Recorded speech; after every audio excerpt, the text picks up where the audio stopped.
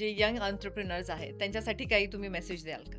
त्याच्यामुळे जगामध्ये कुठलीही गोष्ट इम्पॉसिबल नाही आहे. तुमची मानसिकता काय आहे ती महत्त्वाची. एखाद्या गोष्टीत आपण हरल्यानंतर आपल्याला वाटतं की माझं जग संपलं, पण त्यावेळेला आपण हरतो त्यावेळेला आपल्यासाठी अजून 3 दरवाजे उघडे होतात. त्या 3 पैकी कुठल्या दरवाजात तुम्ही जायचं ते तुम्ही ठरवलं पाहिजे. आणि आयुष्यामध्ये माझ्याकडेही काही नव्हतं, म्हणजे 100 रुपयेही नव्हते. त्या 100 रुपयातून मी विश्व निर्माण केलं. पण ते करत असताना 2 गोष्टी तुम्हाला लक्षात घ्यायला पाहिजे. एक तर तुमच्या डोक्यात अहंकार नको, आणि मी केलं म्हणजे मलाच सगळं माहिती आहे हे नको. सांगणाऱ्या लोकांचं ऐकलं पाहिजे, ऐकून त्याचं इम्प्लिमेंटेशन केलं पाहिजे. जे वाईट वाटतं ते सोडून दिलं पाहिजे आणि सातत्याने प्रयत्न केला पाहिजे.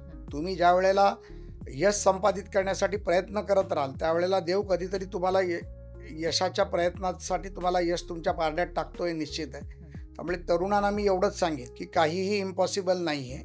तुम्हाला सगळं पॉसिबल आहे. पण तुम्हाला एका रात्रीत श्रीमंत व्हायचं आहे किंवा एका रात्रीत प्रसाद लाड झाला म्हणून मला प्रसाद लाड व्हायचं आहे किंवा मला देवेंद्र फडणवीस व्हायचं तर ते होऊ शकत नाही. मला गौतम अडानी व्हायचं तर मी होऊ शकत नाही. मला अंबानी व्हायचं मी होऊ शकत नाही. त्याच्यासाठी मला काही स्टेप्स गाठाव्या लागतील, प्रयत्न करावे लागतील, मेहनत करावी लागेल, चांगल्या लोकांची टीम तयार करावी लागेल.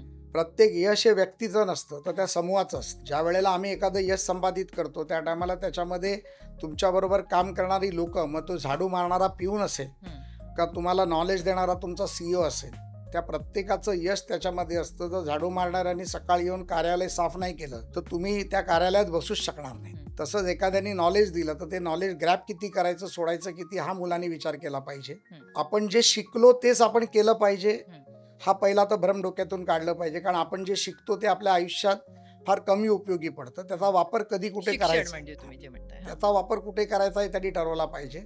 आणि मला वाटतं की आजच्या नरेंद्र मोदींच्या युगामध्ये मेक इन इंडिया आणि ज्या पद्धतीमध्ये भारत हा 5 ट्रिलियन कडे चालला आहे आणि जगातली तिसरी आर्थिक साम्राज्य निर्माण करत आहे, मग ते डिफेन्स असेल, ॲग्रिकल्चर असेल, इकॉनॉमी असेल, IT असेल, एज्युकेशन असेल, हेल्थ असेल, यामध्ये जो भारत पुढे चालला आहे त्यामध्ये अपॉर्च्युनिटीज खूप आहेत.